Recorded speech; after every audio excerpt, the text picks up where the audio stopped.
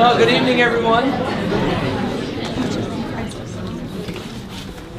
It's probably fair to say that there has rarely been such a gathering on this continent of people interested in hearing about a guy named Barnabas. My name is Brian Smith, and I teach here in the Department of Biblical and Religious Studies, and it's my pleasure to welcome you all tonight to this event. The event is sponsored by three different organizations: the department I just mentioned, the Cider Institute for Anabaptist, Pietist, and Wesleyan Studies, and the College Honors Program. It also dovetails nicely with the President's lecture series for the year on Courage and Conviction for Challenging Times. We're here tonight to hear Dr. Michael Cosby, as you can see, Senior Fulbright Fellow and Professor of New Testament. Dr. Cosby came to Messiah College in 1997. He has held scholarship chairs. He's been a distinguished professor, in addition to receiving a Fulbright Fellowship in 2011. Michael grew up in the Northwest. He enjoys kayaking and hiking. And can you do one of those things where you turn around? Oh, yeah. In the water, he can do that. He can probably do that while he's hiking as well, but in the water. He's married to Lynn, and he has two grown boys, two daughters-in-law, and he is very recently a grandfather.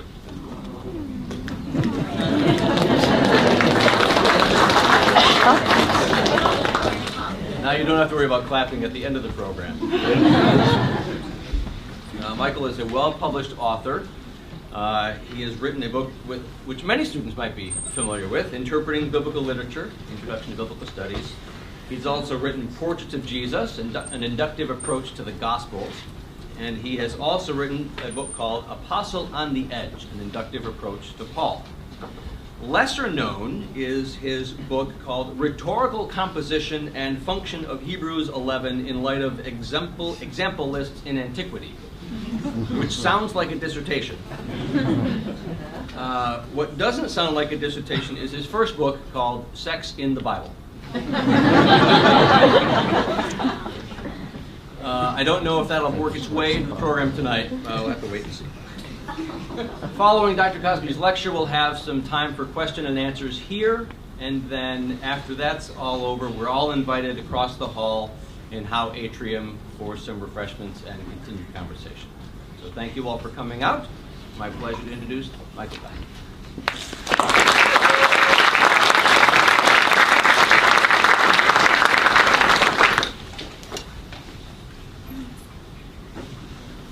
Well, we better do a sound check, make sure everybody can hear me, okay?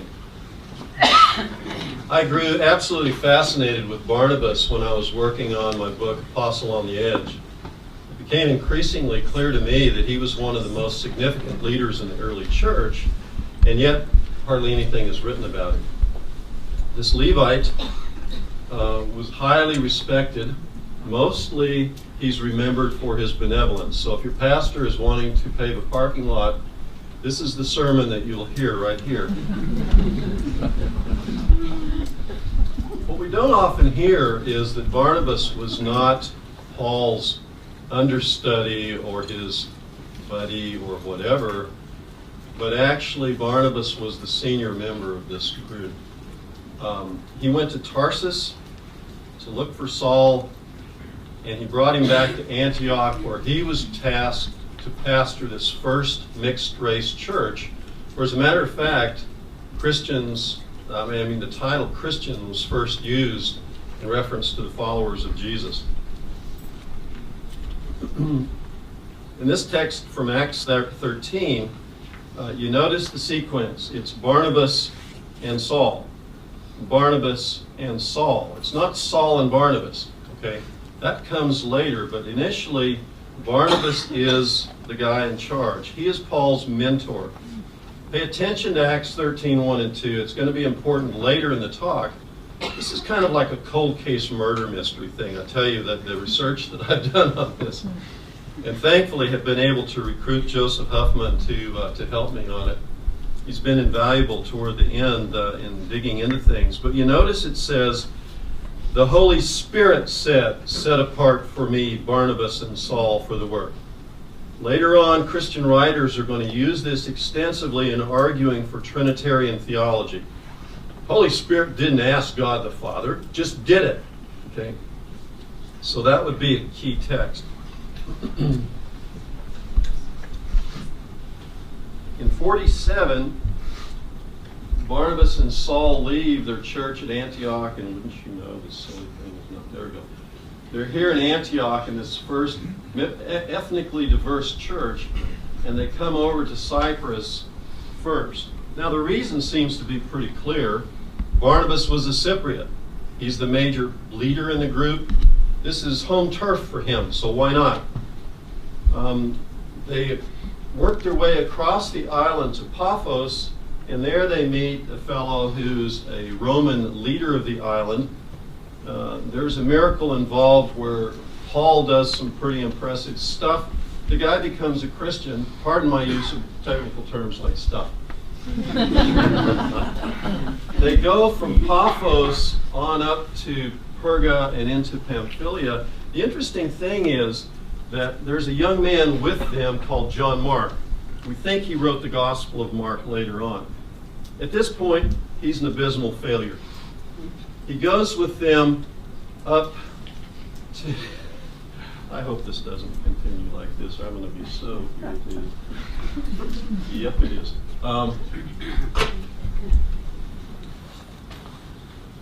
One moment while we haul out the backup. Once they get up here to Perga and Pamphylia, John Mark goes home to mother back down in Jerusalem. And Paul really resents this. Now the intriguing thing is that John Mark is a cousin of Barnabas. Okay. Well, Paul and Barnabas continue their journey very successfully, I might add. But problems arise because Jewish Christians do not like what's happening to the neighborhood. They do not like the fact that folks like you and me are becoming Christians because it's tainting the Jewish Christian composition of the church, and these people are not required to follow the laws of Moses. So if you read Acts 15, you hear basically a knockdown, drag-out debate over what should happen with these Gentile Christians. Barnabas and Paul win the argument, but it is with some concessions. Now later, Paul wants to return to visit the Christians that they had made on their first journey. Barnabas wants to take John Mark. Let's give the boy a second chance. You know, that's his attitude. Paul won't have a thing to do with it. And you notice the disagreement becomes so sharp that they part company. The Greek word here is the same that's in the Gospels used for the word divorce. They split. And Paul goes off on his second missionary journey. Barnabas goes with John Mark back to Cyprus, and we never hear from him again. Basically, he sails away into oblivion, while the Apostle Paul becomes one of the most powerful, significant figures in the history of the church. He wrote quite a bit of the New Testament. We don't have anything that Barnabas wrote. Well,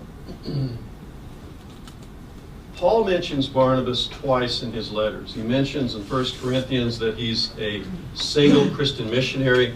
The important one, though, for my study is Galatians chapter 2. Peter comes from Jerusalem up to Antioch and is visiting with the Christians. He's having a good time eating meals with Gentiles until messengers from James come up. And at that point, Peter withdraws table fellowship, and it absolutely infuriates Paul. He says, interestingly enough, and this I think is fascinating, Barnabas sides with Peter in the argument. Barnabas, who was Paul's missionary traveling companion. Barnabas, who worked with Paul to develop Gentile theology, basically, for explaining how Gentiles can become a legitimate part of the church, he sides with Peter. So my impression is something more is at work here than just Peter's a hypocrite, and even Barnabas is led astray in their hypocrisy. What I would like to know is if Barnabas wrote and described this event, what he would say. I don't think that he would describe it the same way.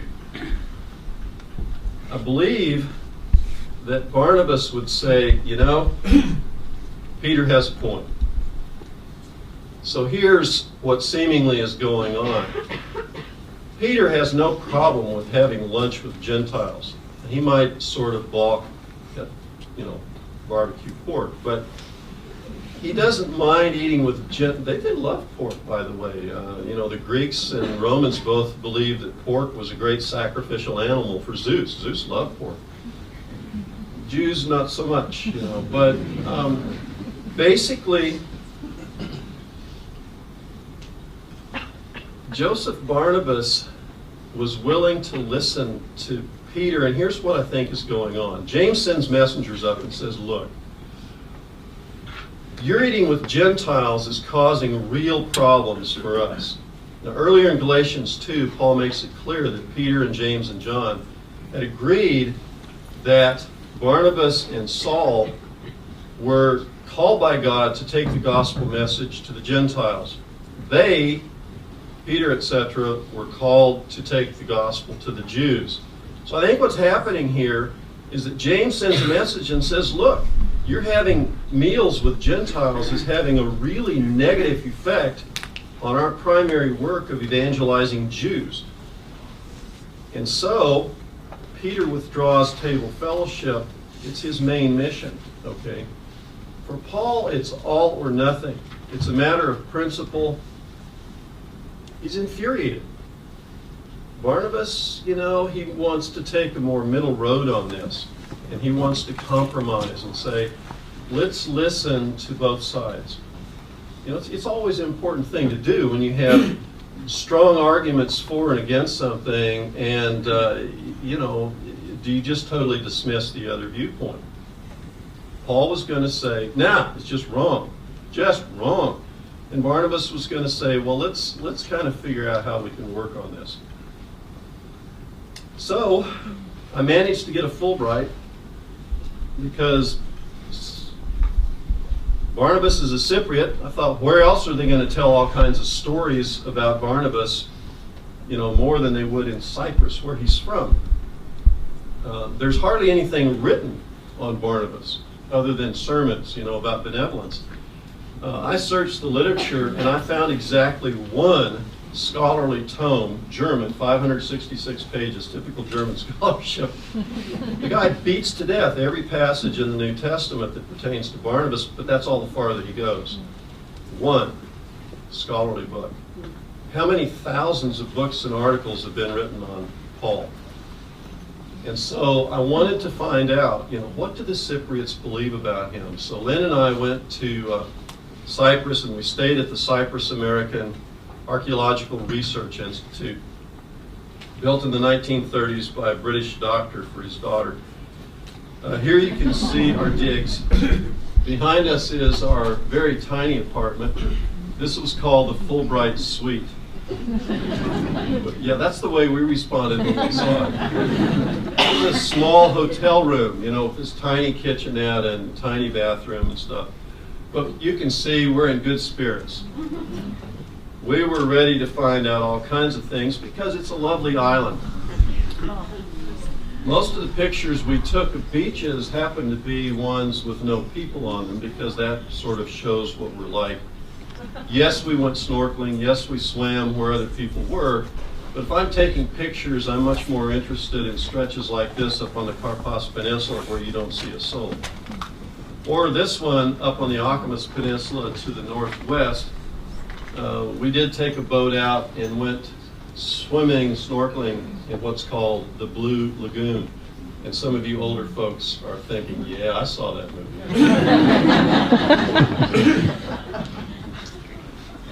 Well, there's a significant mountain range running through the middle of Cyprus called the Troodos Mountains. We are up extremely high here in the mountains, looking down to the south, to the Mediterranean Sea, you can see in the distance, getting towards sunset. This is on the southern coast. These are limestone caves. You can just have all kinds of fun there. Where I'm standing, sometimes people jump off of these cliffs into the water. I saw a bunch of Germans doing that. Sometimes people break their backs if they don't hit the water in the right place. This, if you know Gothic architecture, this was made by French dominating the island, but now you see on the left the minaret. It was converted, shall we say. And the bell tower's removed. So now if you go inside, it's a mosque. It's kind of a sad place, really. This is Belapé Abbey up in the northern, close to the coast.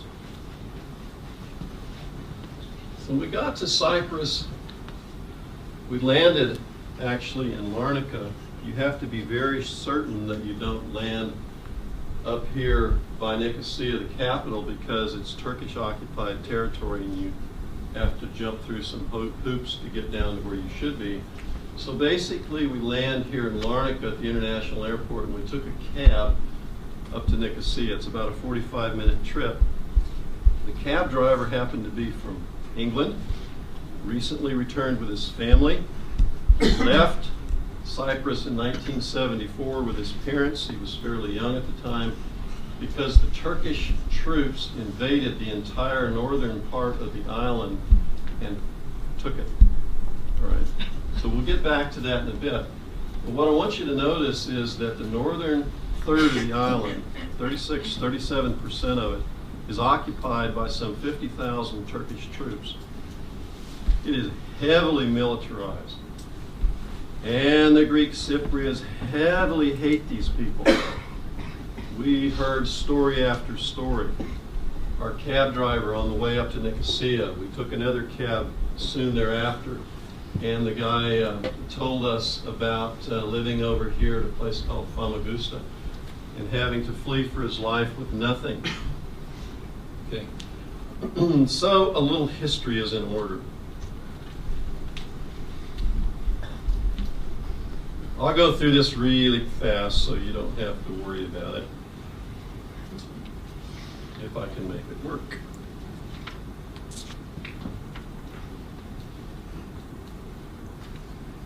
Maybe it just had to warm to this task.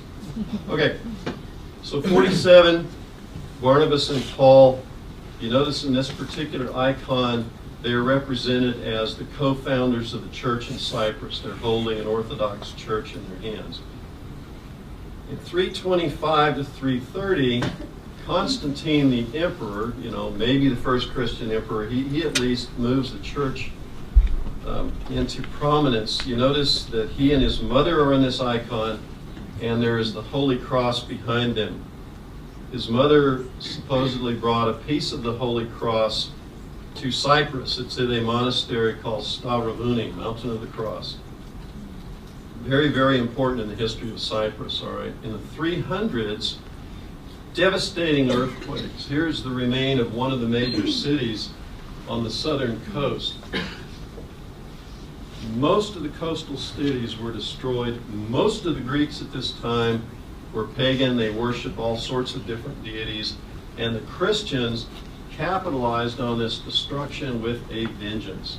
They preached that this was entirely due to God's judgment on paganism. And so throughout the 4th century, a lot of Greeks began to convert to Christianity. In 382, Theodosius actually bans non-Christian rituals, which allows Epiphanius, the Archbishop of Cyprus, to go on a rampage, tearing down pagan temples and actually killing quite a few pagans. In 395, another significant time, is the division of the Roman Empire into the east and in the west. Right. Constantine established his capital 325 to 330 over here in this strategic location. You notice it's called Constantinople, polis in Greek, city, so it's Constantine's polis, named modestly after himself, you see. As a matter of fact, if you go to Cyprus today, many of the Cypriot Greeks still call it Constantinople. They refused to call it Istanbul. I have a letter from the Patriarch of Constantinople. It's on his letterhead, giving his blessing for me to go and study Barnabas down on the island of Cyprus down here. Okay? So you have this division of the Roman Empire pretty much for just practical purposes. It was too huge to govern, and so you have Cyprus becoming part of the Byzantine Empire, of course, in the east.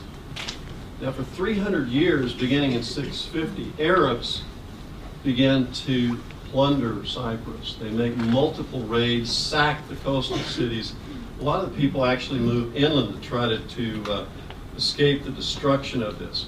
This particular fortress was built with the Arabs in mind. It's way high in the northern Kyrenia range, looking down on the Mediterranean. They could have people up there seeing ships from a long ways off. Okay. Now, in 965, the Byzantine Empire resurges, is that a word? No. It reemerges as a powerhouse, defeats the Arabs, and retakes Cyprus. Now, a lot of theological issues are brewing, however. There is this great schism between Roman Catholicism and Eastern Orthodoxy. The Pope sends messengers to the Patriarch of Constantinople, demanding that he submit to the Pope's authority. The Patriarch declines. The messengers excommunicate the Patriarch, who in turn excommunicates them. And so you have this great schism. And I will tell you this, most Greek Cypriots do not have a bit of use for Catholics. There is just a lot of hostility and strong feeling about this whole thing. It goes back centuries, right? Now, interestingly, the next thing, you've seen movies about Richard the Lionhearted. Well, actually, he conquered Cyprus. He was on his way to the Holy Land to conquer it on a crusade. His ships went through a big storm.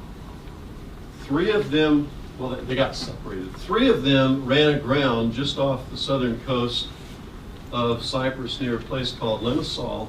The people who survived the wreck were taken captive by the, quote, monarch of Cyprus.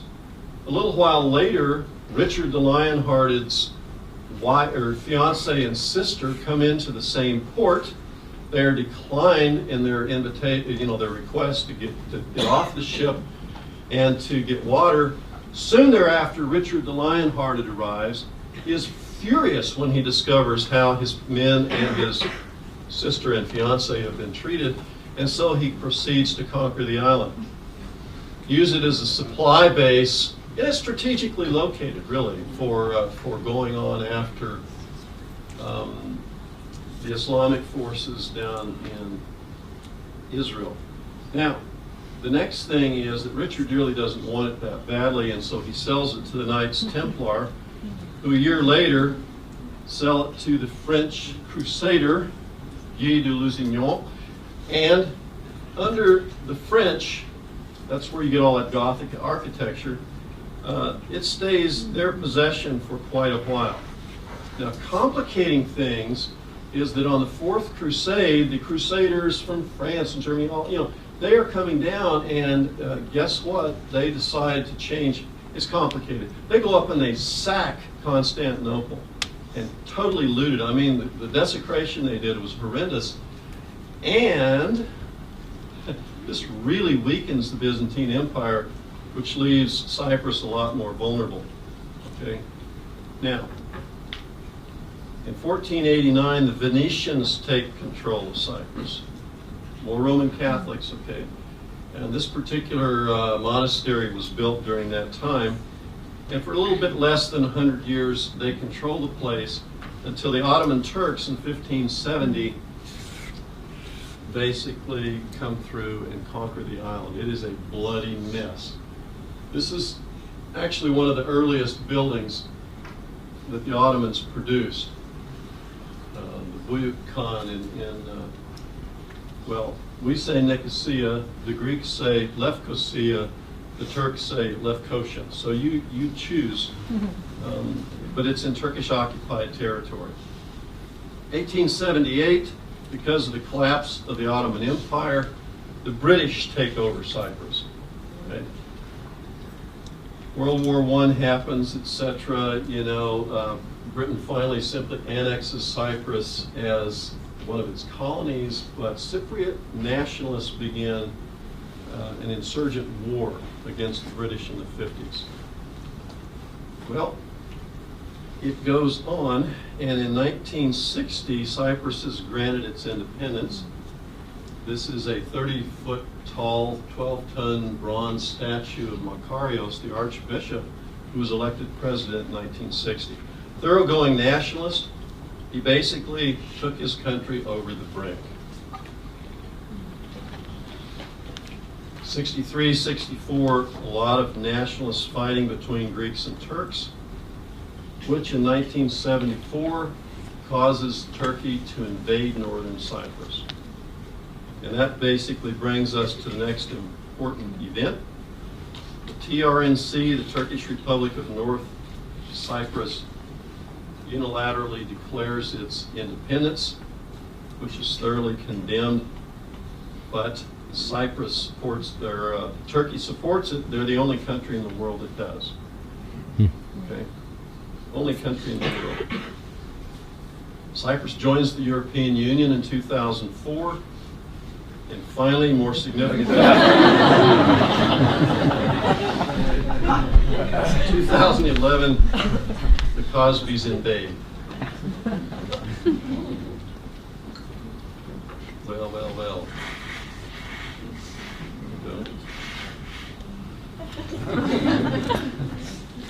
That's a relief right there. I tell you, I was a little worried. We met, again, fascinating people. This is Daphnis Panagiotis. All right. He was part of the Cypriot insurgent force fighting against the British in the 1950s.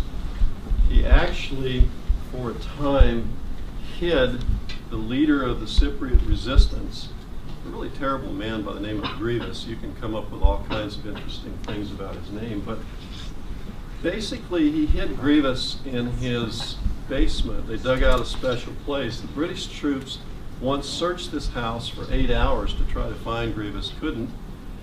Arrested Daphnis in 1957, so he spent 3 years in a British jail for his efforts. The man, as you can see, loves plants. He went to the University of Iowa after a stint in politics in 1960. His wife told him if he ran for office again, she would divorce him. So they went to the United States. He got a PhD in horticulture, taught there for a while, went to Saudi Arabia working with Bedouin. I mean, the guy has done all kinds of amazing stuff. He's a treasure trove of stories and writing a book about the resistance. When he was, this house, by the way, belonged to his parents. It was a farmhouse, nothing but fields around it when they built it. His father loved birds, and so he had this aviary with birds in it.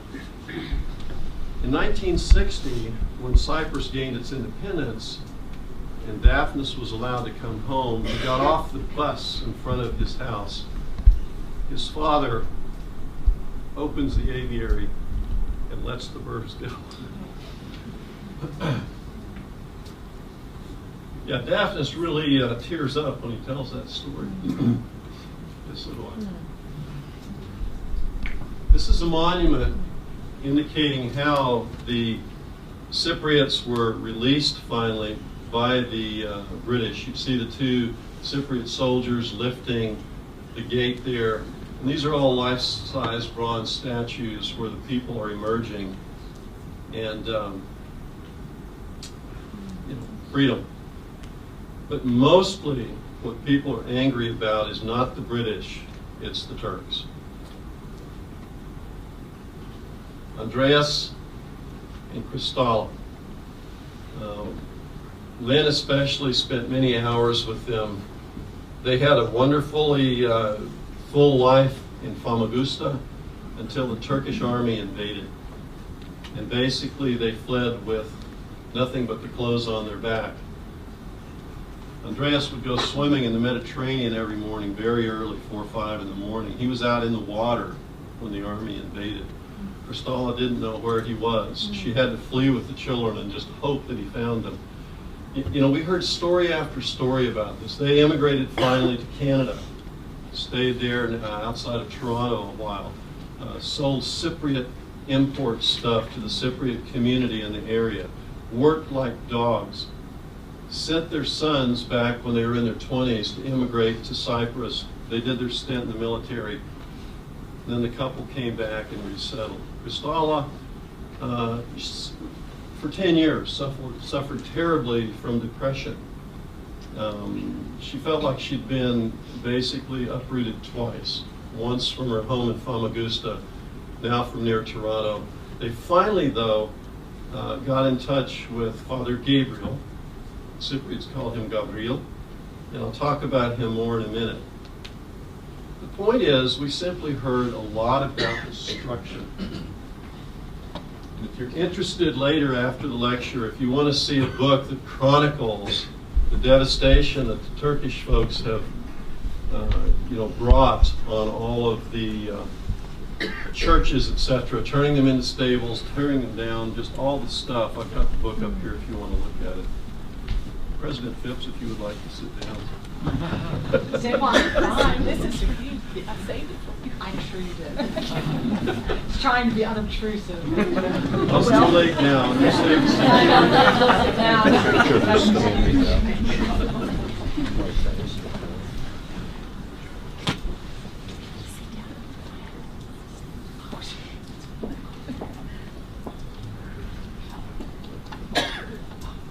Sit down, young lady, right there. I will. Okay, all right. At the Archaeological Institute where we lived, the housekeeper, Fadula, told us about, she was 12 years old, lived just north of Nicosia in a little village up there. And, she said suddenly they woke up one morning and there were paratroopers coming in and artillery. And she said she was absolutely terrified. And so they ran to the south, just as fast as they could. One of her cousins didn't make it. He was killed, dumped in a mass grave. As a matter of fact, there are a number of mass graves. And conflict archaeologists try to get in and excavate these grave sites so they can sort of unpack what happens. Turkish government is extremely resistant to that.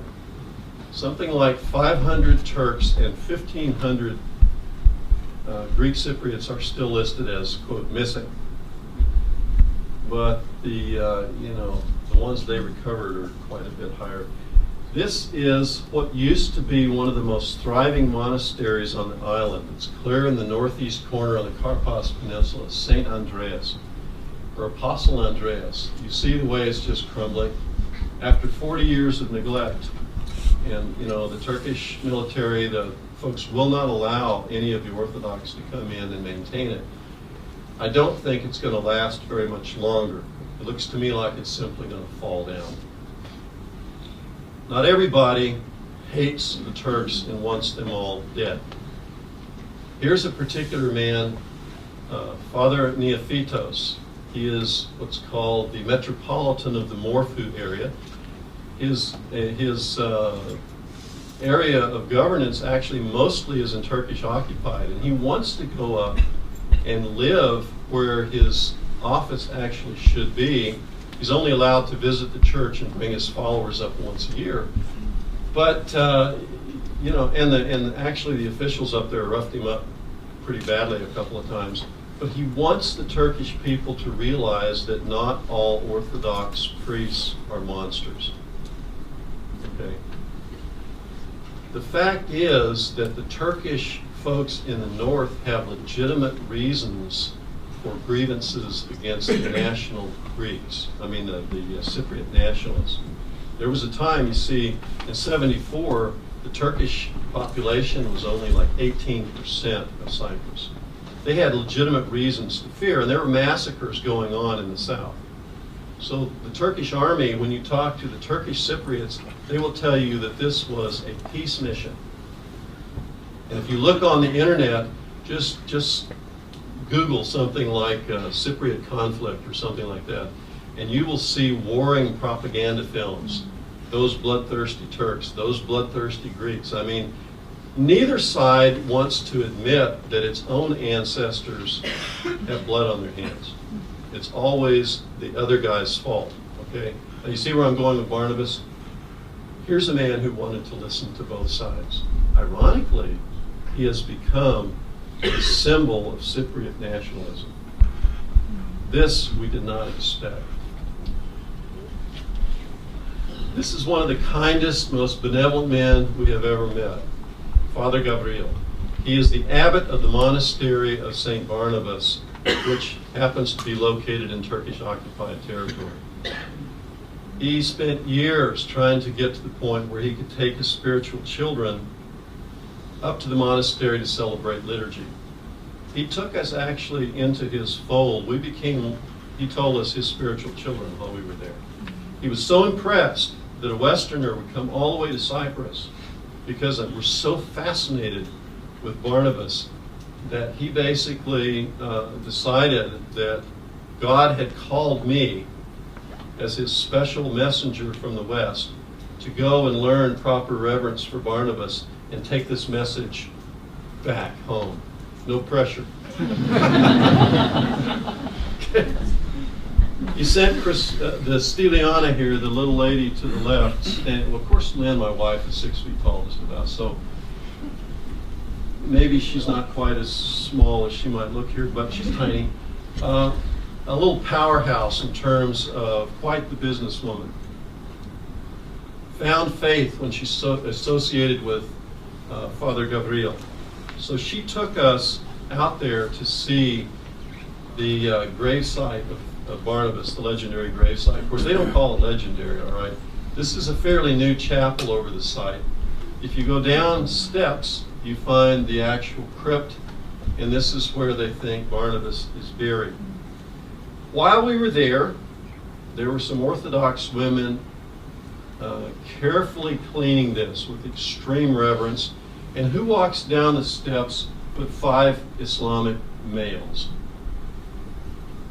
Now, Stiliana is a little, she is extremely pious. Every time she drives past a church, whoops, she crosses or something. I gotta go the correct direction. Orthodox, it's the opposite from Catholic. Yeah, they will tell you that. Basically, I found out later that these are Sufis. Now, I thought they were going to come down and just be obnoxious, and I thought, hell, this is going to stretch my mediation skills. Because, you know, when Stiliana there gets done with them, I thought, boy, this is going to be tense. They were praying. I just, you know, they were reverently praying. I can actually show you a video. I won't take the time right now. But I asked them when they were done, and they said, no, can't talk here. This is a holy place. We'll go up. So I went outside with them, and they explained to me why they, as Islamic believers, would come to the tomb of an Orthodox saint to pray. A couple of them were from South America. I mean, they were on a pilgrimage to this site, you know.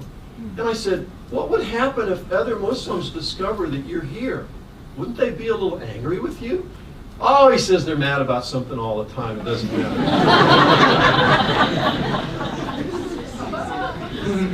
Now, see, Sufis are you know, a very mystical part of Islam, and these were just the kindest, most gentle. We had a great time talking with them. But I'll tell you what, that was like, you know, worth the admission charge. There's no admission. You know, the fact that happened, just amazing to me. Now, this is the church at the monastery of the Apostle Barnabas. Stiliana would not let us go into it because it's now a museum and we had to pay admission, and she says, we do not pay to get into our Father's house. Father Gabriel says, no. So we did not go in that time, okay? But we did go with them on a very, very special situation where Father Gabriel's assistant was being elevated to the full stature of monk. And so they had a special liturgy. We got up at 3:30 in the morning because, we had to be there early. Yeah, I don't normally get up that early except for an international flight or something, but there are probably 50 people inside of this little chapel and, other folks looking in. And the fellow on the right, his new name is now Father Hariton.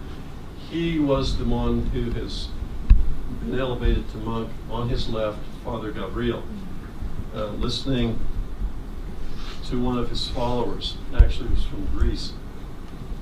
All right. In this picture, this icon of Barnabas, I want you to notice that he's holding a gospel in his hand, and he also has a scepter with a globe and a cross on it. All right. That will be important. He's sitting on a throne. We thought with the significance of Barnabas for the people we were talking to, and everything is networked in Cyprus. The only reason I got anything done is because I met this person who knows that person, who introduces me to this person, and that's the way we got to know Father Gabriel. That's the way we got to know Neophytos. I mean, all of these people is because we met someone who put us in touch. So we went looking for Barnabas. We thought we would see him everywhere. Well, here's one of the oldest churches in Cyprus, Kitty. Turned out to be a bad kitty. We got evicted because we didn't realize we weren't supposed to be taking the photographs. Here's one of the photographs I took. I looked everywhere for Barnabas. Where is he? And I finally found him up here, stuck away in a corner. Not what you would call prominently displayed. Now, Orthodox love relics. And so when we went into this particular church of saints, Barnabas and Hilarion, and we saw the relics. You see the top of his skull in the middle, a leg bone in the front, etc.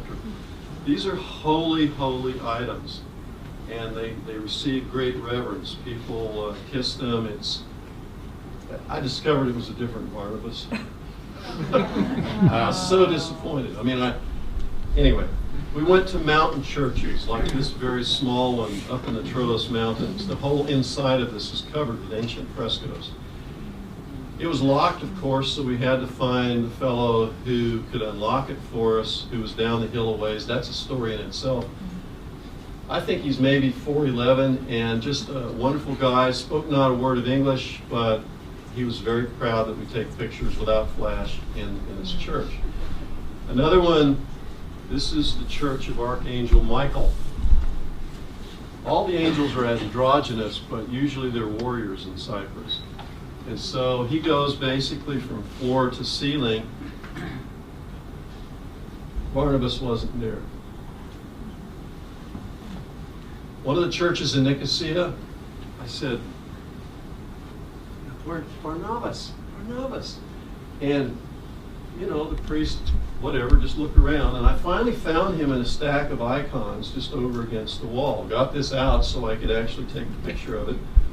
But what basically I discovered was that he's not that significant around the island. I thought, he's their patron saint. He should be everywhere. He's not. You see way more icons of St. George slaying the dragon, or Mamas riding the lion, or, Archangel Michael, Apostle Paul. We went to large churches. I looked and looked and looked. You see how the Orthodox will have frescoes in the older churches. This is one of the new ones, so this is painted, but the whole sanctuary is painted. Where's Barnabas? Well, he's here. Now, these are very low light conditions. I apologize for the picture, but basically we finally found him. But why wouldn't we? This is a new church of Apostle Barnabas. So here's where we found a bunch of frescoes. And the other place we found Barnabas in abundance is at the Archbishopric. Now the plot thickens. Why is he mostly in the Archbishopric? You walk through the front door, there's a big mosaic on the left. Barnabas. You go upstairs, more Barnabas. You go into the Archbishop's office, and Lynn and I both had audience with the Archbishop. He was kind. He opened up the facilities. I could use the library of the Archbishopric, etc. He put people at my disposal. It was wonderful because we were there to find out about Barnabas. I'm not sure what he's going to think when he finds out what I discovered. This has kept me awake at night a bit. In the archbishopric, though, here's the important story that's told by everyone we talk to in all of Cyprus. Why? Because the grade school children hear this story repeatedly in their public school systems, right? It goes like this. It's 488, but you'll normally hear them say 473 or 478 because they rely on Kyprianos. 1788, a really kind of a lousy historian, but a man of his time. So the story goes that the Patriarch of Antioch to the east was trying to gain control of Cyprus. So at its hour of need, when the Patriarch had gone up to the Emperor Zeno in Constantinople, in its great hour of need, Barnabas the Apostle appears to Anthemios, the Archbishop of Cyprus, and tells him where his relics are buried. Anthemios takes people out, and sure enough, under the very carob tree that Barnabas in the vision specified, he finds the perfectly preserved body of the saint and a copy of the Gospel of Matthew on his chest. Now, mostly this will be a codex, a wooden-covered book in most of the paintings. This one is a more recent version, and so they make it into a scroll. Anthemios, very excited, goes to Constantinople, takes his Gospel of Matthew, and presents it to Emperor Zeno. Okay? And this is the crux of the matter. Zeno is so impressed that Barnabas appeared in a vision that he tells the Patriarch of Antioch to go packing, and he grants to Anthemios 3 royal privileges: to carry the royal scepter with the globe and the cross, to wear the red cape, and to sign his name in cinnabar, red ink. These are privileges jealously guarded by all the archbishops in recent history. But before recent history, they didn't know a thing about them. Okay. This is kind of the interesting thing. If you go to the tomb of Macarius, and here I am standing at 6 feet tall, and you can see how tiny I look. They call this Big Mac.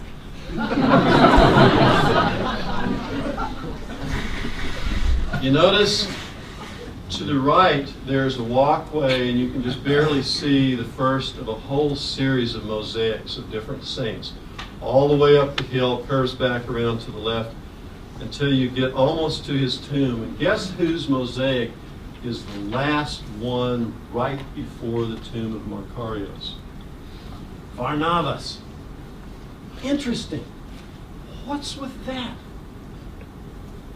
Well, you go on up to the tomb, and that is actually a real soldier back there. I thought it was a toy at first, but that is a soldier with a clip that holds definitely more than 10 rounds.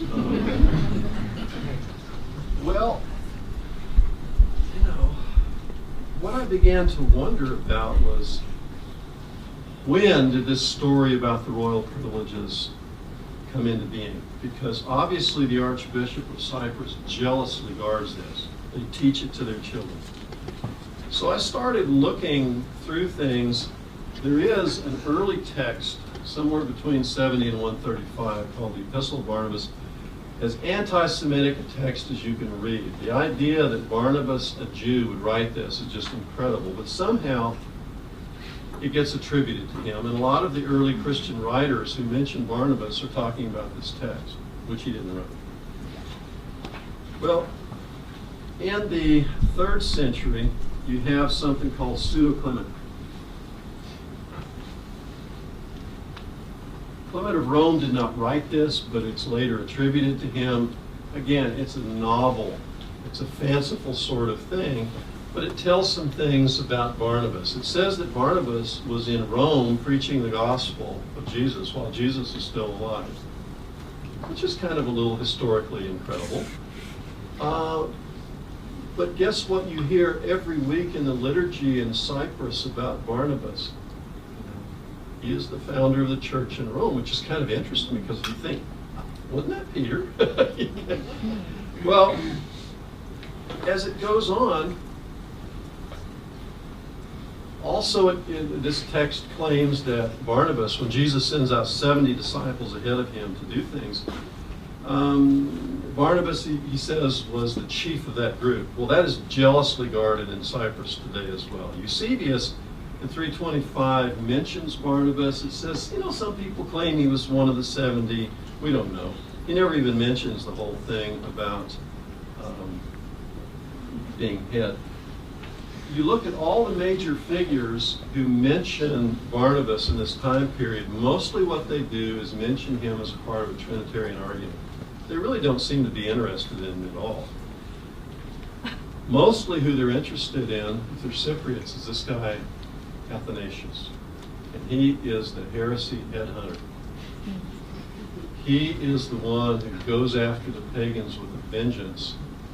This is the focus. Most of the Cypriot bishops throughout history, they have these lead seals that they seal documents with, and they put an impression on the seal. Most of the seals are going to have folks like Athanasius. I saw one impression, and thousands of these that are available. One is pretty, probably Barnabas. That's it. So it doesn't appear that the archbishops particularly were concerned to be associated with Barnabas for centuries. John Chrysostom, prolific writer, totally intimidating. Try to read all of his stuff. Not really much interested in Barnabas.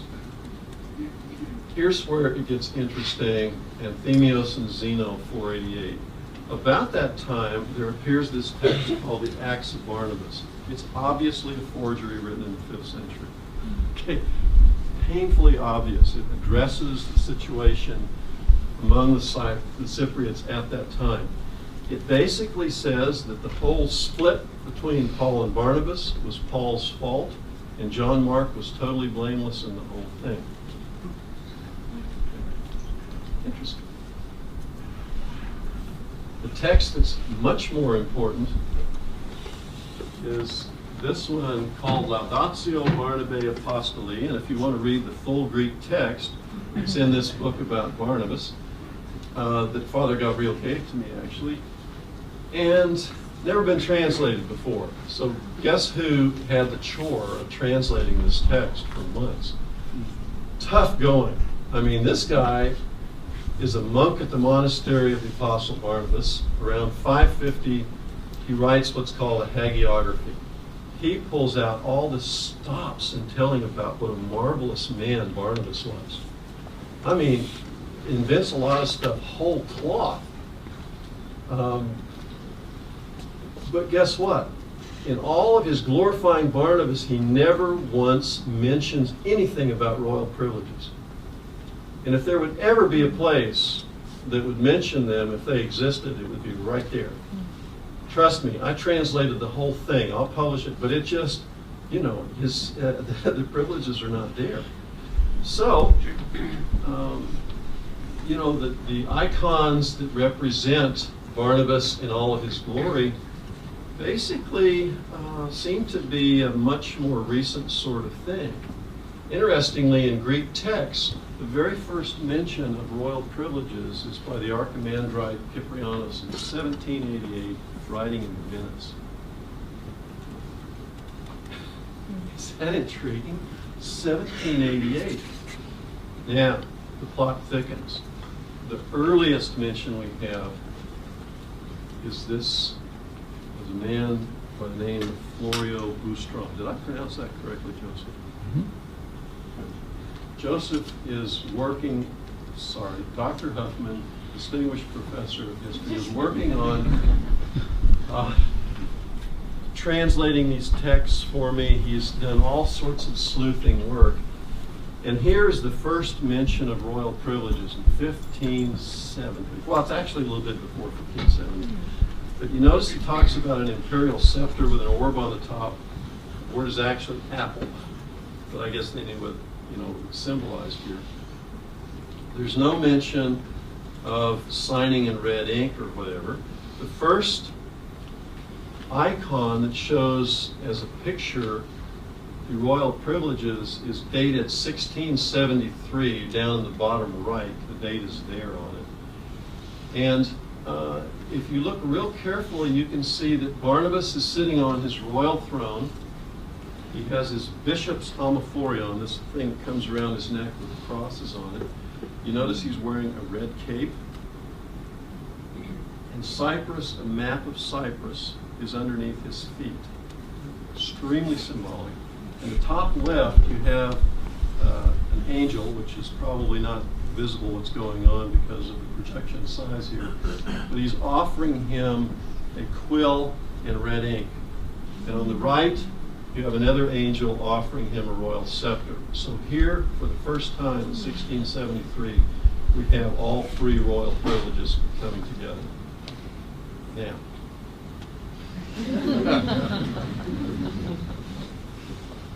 as I spoke with the Cypriots in the formal lecture for the Fulbright Commission, when I told them what I had discovered, one of them who told me, he said, I'm a secular Greek.